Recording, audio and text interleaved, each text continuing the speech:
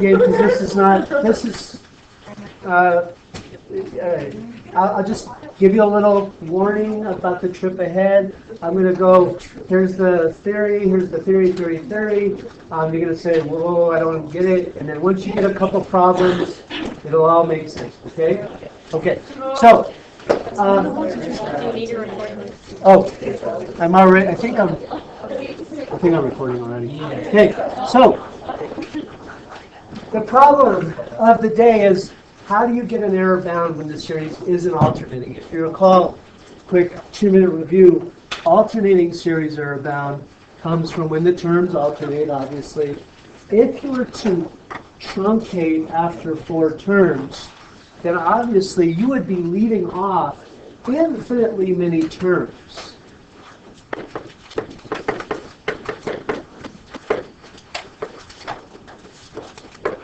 Okay? You with me?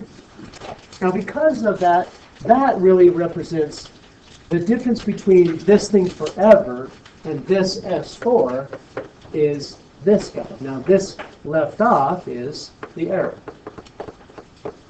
Every time I leave a term off, I'm going to introduce error, and I'm leaving infinitely many terms off. It's often called the remainder as well. So sometimes, instead of hearing it as a Lagrange error bound, you'll hear it called the Lagrange form of the remainder. It's the same way. Okay? It's stuff left off after you truncate after a finite number of terms. Now, the thing is, though, that we know. I have this on the next slide. No, I don't. Okay, so I need to do it here. I know that this stuff that's getting left off, it goes forever. Remember, it's going to go bouncing back and forth. Okay, as far as all that stuff, remember it goes back and forth because of the alternating negative. And so because of that, the minute you go from A5 to this stuff, you're going to start to decrease from A5. So all this stuff decreases, this decreases from where A5 was. You with me? Because you're starting with now you're subtracting something. And although you then add something, it's smaller than what you subtracted. And so all that stuff that gets left off is gradually just less and less from A5. Now because that's decreasing from A5, all that remainder is therefore less than if you just stopped at A5. And so that's where we get the idea that the error, which is the same as the difference between the true infinite sum and the finite sum, is just less than, in some cases, equal to A5 without respect to sign, whether it be negative or positive, the magnitude of that number. Okay, so that's the alternating series error bound idea. Because of that bouncing around negative, the next term is actually the dominant, most powerful term. It's more powerful than all the other stuff after. And so A5 is greater than the remainder. With me? Now the problem then comes with today's topic. What if you're not dealing with alternating? Now if you're not dealing with alternating, like let's say we again truncated after 4. If we only use 4 terms, then this 4-term sum would be this guy, and this then would be my error / my remainder. It's infinite. Follow? Okay. Now the remainder is A5 plus A6 plus A7 plus A8 and forever. Now you can see then that obviously these are all positive. And so is it the case that this is also less than A5? Well, no, this is obviously A5 and more. So it's definitely not less than A5. So that next term down is kind of out the window because there's no negative causing it to decrease. You with me so far? All right. And yet, there is also,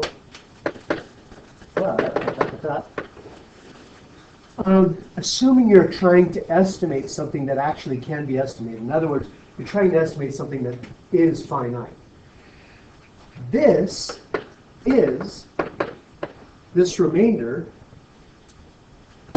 this remainder is a finite sum. So it must have a bound. Because it's a finite number, there's got to be some number that's more than that if it's finite, right? I just need to figure out what is that number that's more. Yeah. Why is it finite? Assuming that the terms are decreasing in value, they have to. Well, so you're assuming that this is a convergent series, and you're not. You won't even try and estimate something that doesn't. So you'll always be dealing with cases it's convergent. That's a good question. I like that you're critically thinking, not just saying, okay, whatever. Okay, so it is finite. So you can assume the remainder is finite. The error is a finite error. And so it has to be, there has to be some magical number that can bound it. Now, the cool part is that although all of these guys are getting left off, or sorry, if I wanted to bound it with the next term, then all these guys would be getting left off. And obviously then the upper bound, as we said, that's not going to work because A5 is not greater than that. And yet, if you give it a little help, if you give A5 a little help, a little stronger, then it overcomes all the lost terms. Now that then is the idea of Lagrange's error bound. The proof of this I'm not going to get into because it takes 2 periods and probably a week of reviewing for me to prove it to you. So we're just going to go with it, okay? The idea, yeah, it's a mess. You use the mean value. Oh, it's a mess. Okay, so stick with me here. The idea goes like this. The error is less than or equal to what I think of as a super next term. Now, I want to make sure that you understand that that is not real math, okay? Don't go to college and say, oh, the Lagrange form is expounded by the next super term. That's what makes sense to me. It's not real math, okay? It will, however, stick, okay? That super next term. Now, first, just to review, you need a super next term because this is a positive term series. The next term doesn't really bound the error. The next term is not big enough to bound the error. You need to give it a little help to compensate for all the terms that you're blowing off by only choosing that next term. That's why super next term. Now, by super next term, you're really taking, instead of the normal way it's growing, if you think about all the derivatives you take when you do Maclaurin, here would normally be the next derivative. You're going to take the greatest possible value of that next derivative, the most it could possibly grow. And so it actually starts to look a little like the trapezoid error bound here. You're looking for a max next derivative. There's the proof of this is very similar to the trapezoid error bound, all right? So think of it like this. The error or the remainder, when trying to estimate the true value of a function with a Taylor, this you could also think of as this same idea. These are the same. It's just the true infinite sum and a Taylor finite sum. These mean the same thing. I just want you to see both forms of writing this different depending on your textbook. Is bound by the next term, but not in a typical way. Again, that's where that we need to give it a little help comes in. Now that, oops, sorry, this should be n plus 1. Did you catch that? Or Yes. I just didn't say anything. Okay. Oh, you should say it for the benefit of it. Okay, now that next term, or super next term, the x minus c, first of all, has to be absolute value because you're not going to bound a positive only error with a negative value. So that can never be negative. So make sure you have absolute value on that. N plus 1 factorial. All of that is the normal kind of stuff. The m is what you probably see as that's where it starts to look different than the normal term of a Taylor series, right? Now m is one of two things. First of all, it is either the maximum possible value of the next derivative, and by next derivative I mean the n plus 1 derivative on the interval x to c. Now, x represents, remember, once you actually start using your Taylor to estimate some x value, x represents the value you're trying to estimate. And c obviously is the center of the series, where you chose to center your series. All right, so you don't actually take the greatest possible value of the next derivative over the whole world, just over this little interval. What's the greatest possible value it could be from where I'm centering to where I'm trying to estimate? So really you'll use, depending on the problem, you'll use either one of two different versions of m. One is a possible, you're actually finding the maximum possible value of the next derivative. Another is just a logical upper bound for the next derivative on x to c. Now, you might think, what do you mean logical upper bound? That logical upper bound depends on certain cases. For example, like sine and cosine, you might use an m of 1. Because you know sine and cosine, they're always less than or equal to 1, right? For e, you might use the fact that you know e is less than 3. And so you would use an m of 3 in an e case.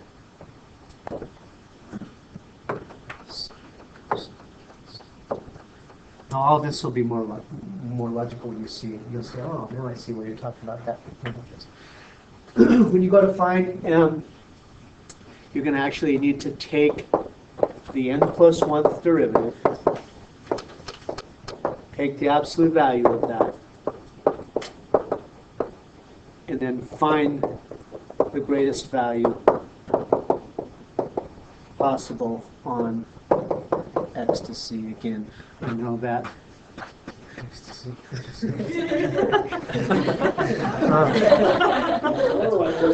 X, let me say that slower. X to C. Okay. Oh, am I? I didn't. All right. So anyway, let's look at a problem or two, and you'll see how it works. Okay. Oh no. Oh no. Oh no. Okay. Ecstasy.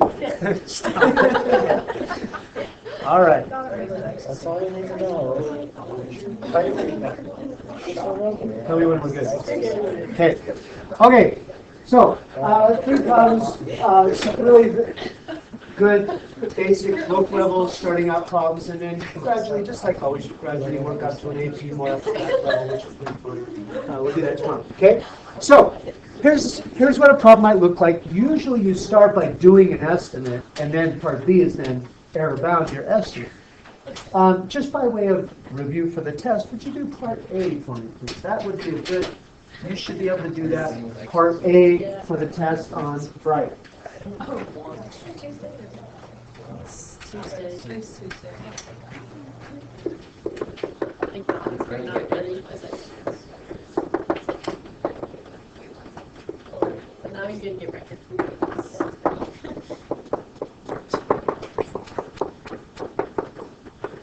I'm going to show all the basics work. You don't have to show everything that I'm showing.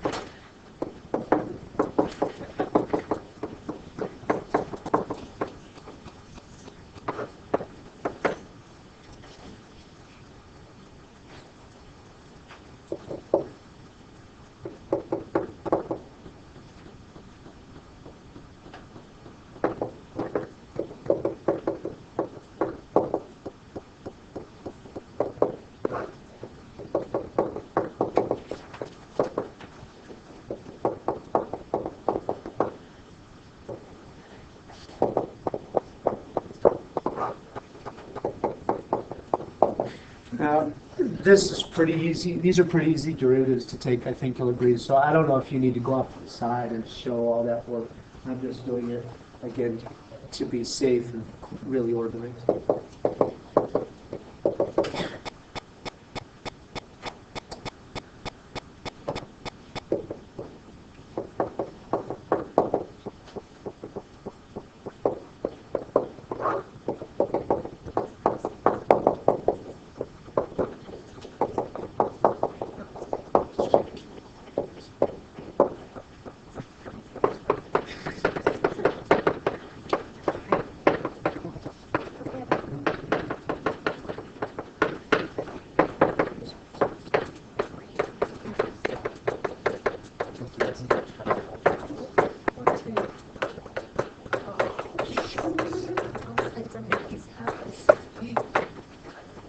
Okay, now, make sure you go the whole distance.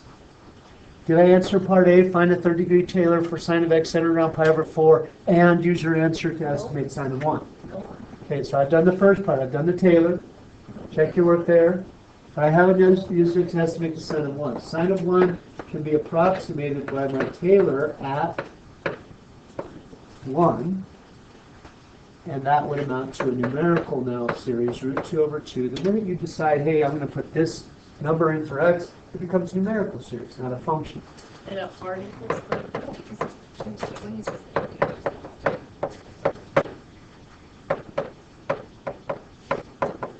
Don't worry about calculating this. See, it's just a time. It's not a big idea anyway. Don't worry about it.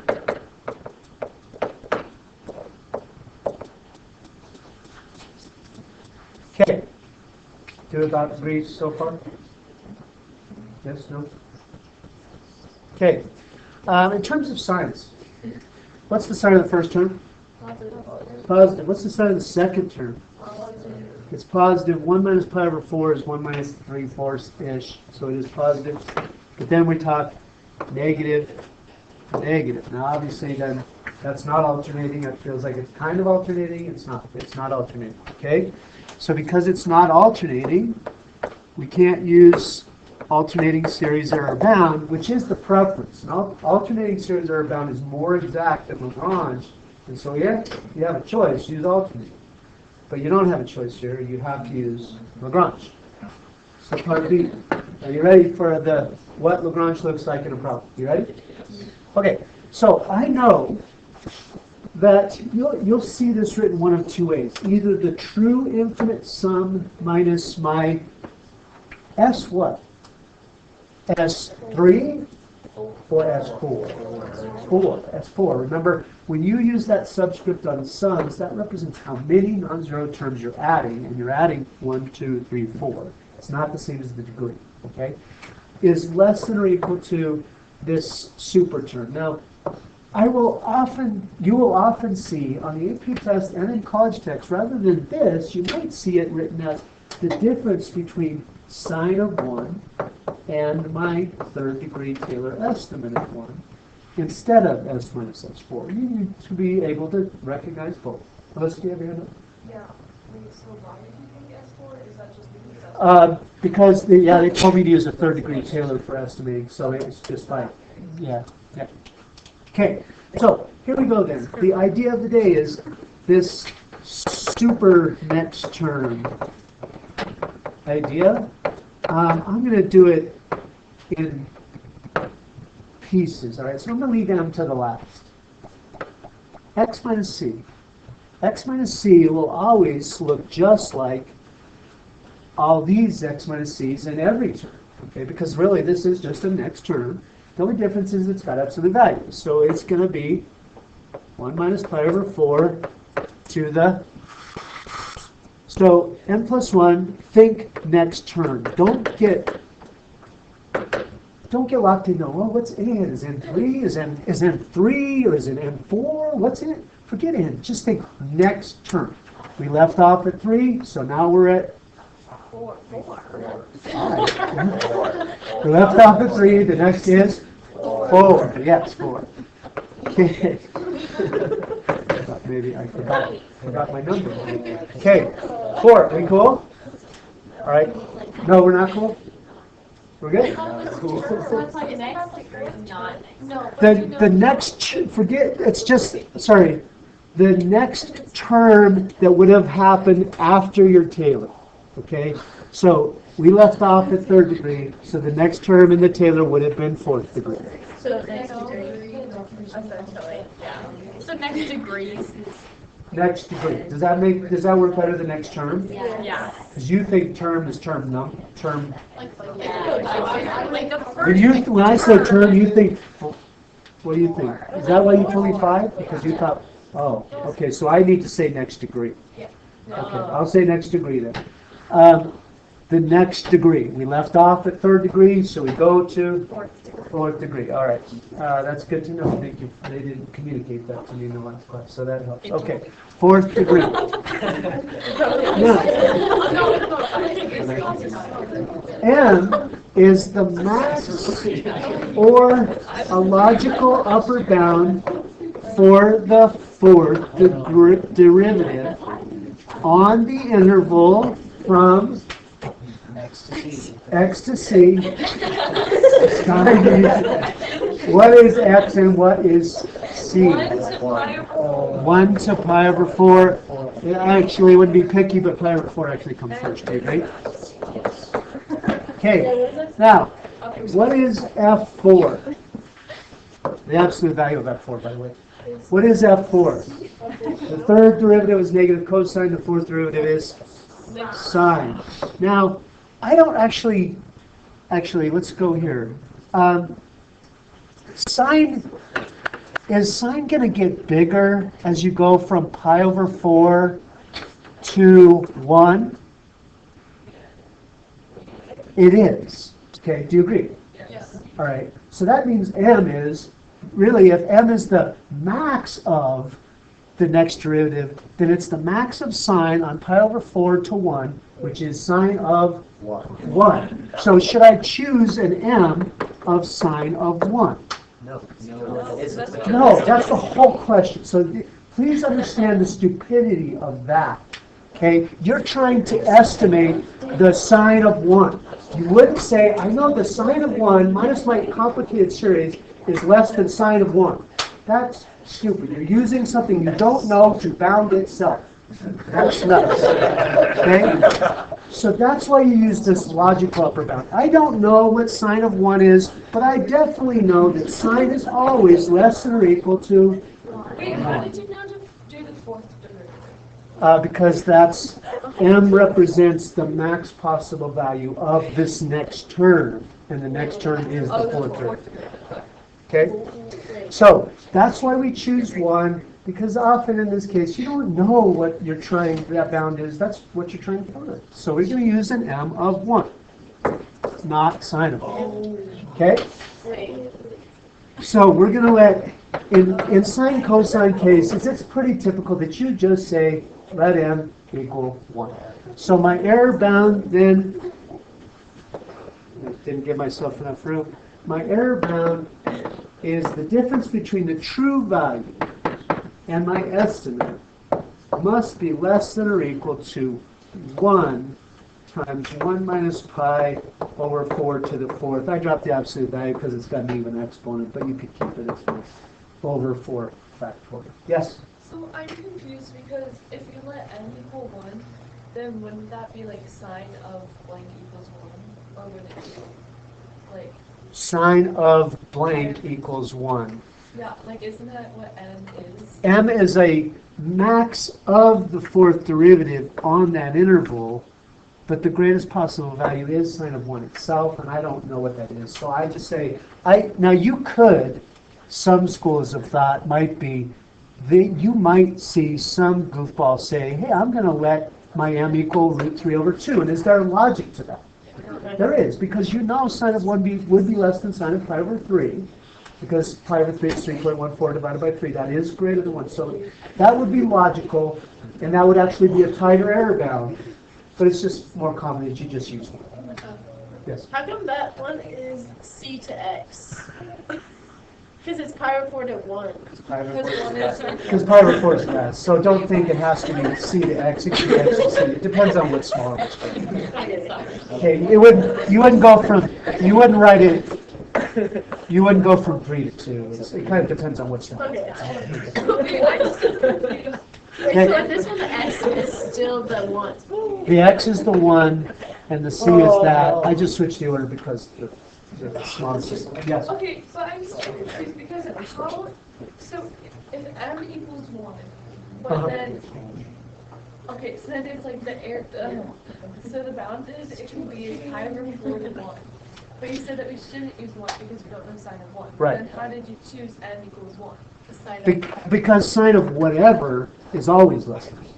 Sine of any angle's got to be less than 1. Because it's opposite hypotenuse, right? But how How is that in between the gap? It's not. That's why I said that M could be actually one of two things, either a max possible value or just a logical upper bound. Okay? All right.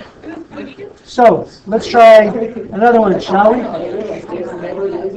got to move here. So we need to get 2 more done instead of 12 minutes. Here we go. Third degree Taylor. You should know the third degree Taylor around 0 because that is just the Maclaurin of e to the x. What is the Maclaurin of e to the x? What's the Maclaurin series for e to the x? 1 plus x to the first over 1 factorial, which is just x, plus. They said third degree, so I'm going to stop at x cubed because the problem said third degree. Very cool? Okay, in part B then, no, we are not ready. It says use your answer to estimate e squared.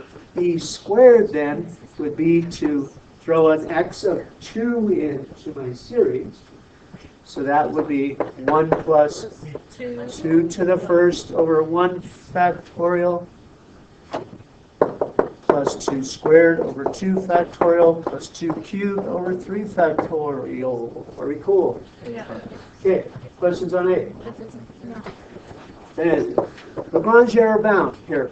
So, I know we didn't do a derivative chart, but this is E's derivative, so it'll be easy, no problem.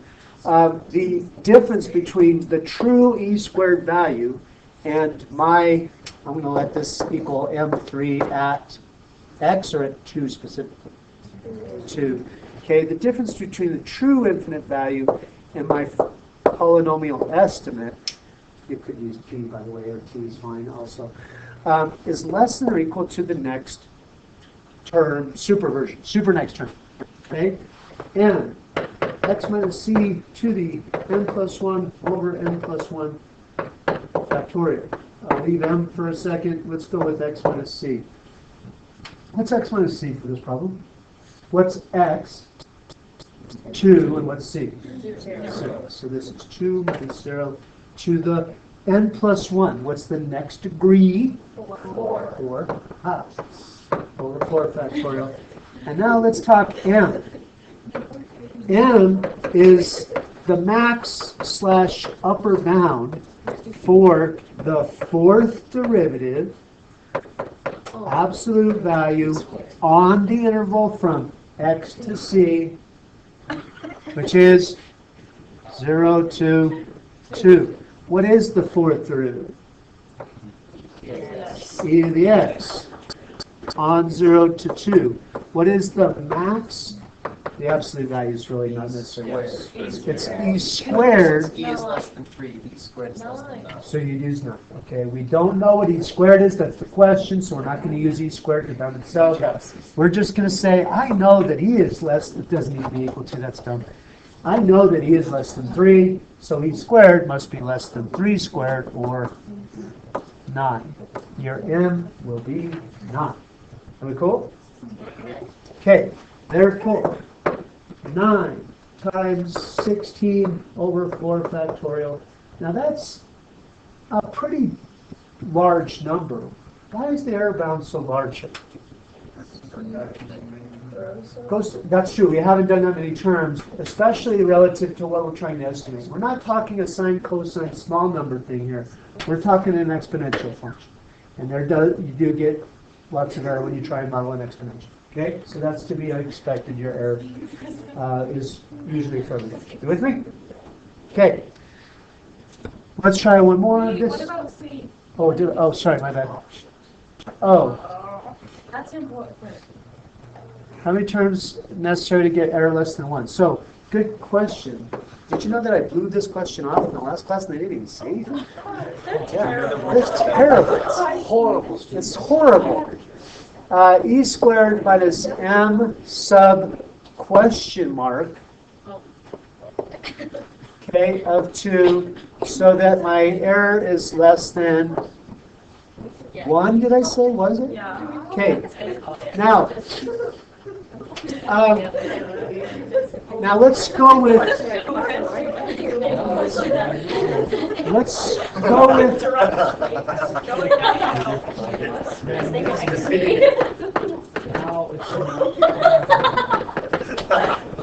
Do you agree this error needs to be less than 1? Is that true?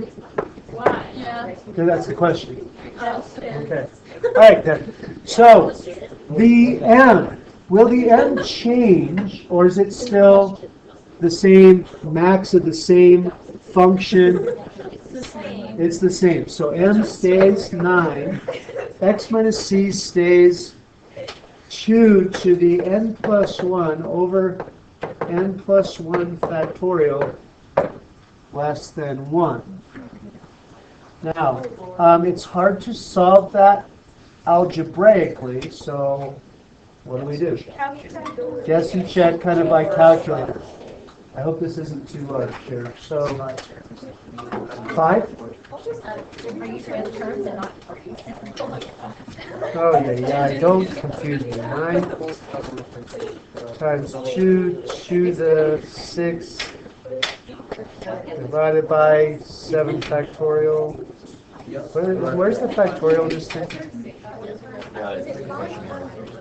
Question mark, that's right.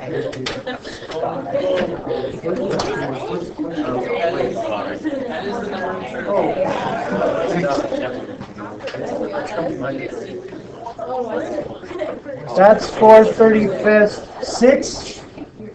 The exponent up here, oh shoot. If I use an exponent of 6, that's 4/5. What if you use this? Is that okay? A 5 exponent here, or n equals 5? N equals 5. Okay, so n equals 5 means, that actually means, now that n represents the degree Yes, it's 6 terms, because you have a Oh. 0 degree. 5, so you need 6 terms. 6 terms for a 5th degree Maclaurin. Are you with me? Okay, are we cool? Alright, last one. We gotta go. Rush, here we go. Okay. So, stick with me here, people. Give me 5 more minutes, come on. 3rd degree Taylor for natural log around 1. Do you agree f of x is natural log of x? F at 1 then is natural log of 1, which is 0. F prime is 1 over x, or x to the negative 1. F prime at 1 is 1. F double is negative 1 x to the negative 2. F double at 1 is negative 1. F triple is positive 2 x to the negative 3. F triple at 1 is 2. Now, while I'm in the derivative mode, it does say 3rd degree Taylor, but I'll probably need then the 4th derivative to do my Lagrange, so I'm just going to throw the 4th derivative over here. You agree the 4th derivative is negative 6 x to the negative 4. Okay? My Maclaurin then, not my Maclaurin, it's a Taylor, is 0 plus 1x minus 1 to the first over 1 factorial. Minus 1 x minus 1 squared over 2 factorial plus 2 x minus 1 cubed over 3 factorial. Wait? Yeah. Now you might think, wait a second, that looks alternating. It's not.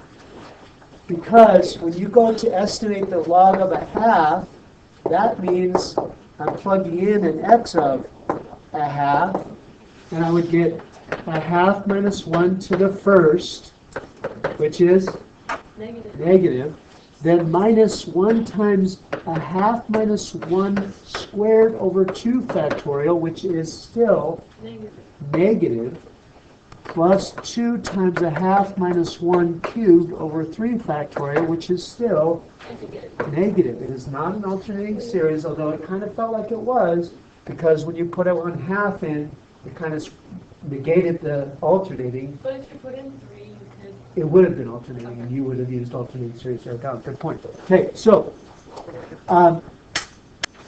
that then is part A, the error bound. This error bound is slightly different, so I definitely want to get there. Can we get there? Yeah. Do you agree that the difference between log of a half and my third term, Taylor, third degree Taylor, is less than or equal to n times x minus c to the n plus 1 over n plus 1 factorial? Leave m for a second. What's x minus c to the n plus 1? 4. Wait, what? It is the absolute value of 1/2 minus 1 to the 4 over 4 factorial. Let's go to find m. M is the upper bound for the absolute value of the fourth derivative on what interval? From 1/2 to 1/2 to 1. Now f4 is absolute value is 6 over x to the fourth. What is the max of 6 over x to the fourth on 1/2 to 1? Well, would this be at its greatest when x is at its least or at its most? least. When x is at its least, because you're dividing by that, right? So you want to use a half. That would be, if x equals a half, then the m is 6 over a half to the fourth, which is 96. Therefore, your other bound Number 96. is 96 times 1/2 to the fourth over 4 factorial. It is actually pretty darn good, considering natural log doesn't grow pretty steep. Okay. That's it.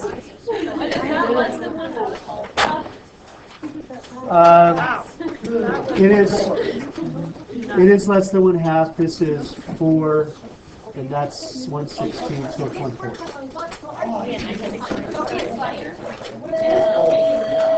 All right, nothing is due. Have a nice day.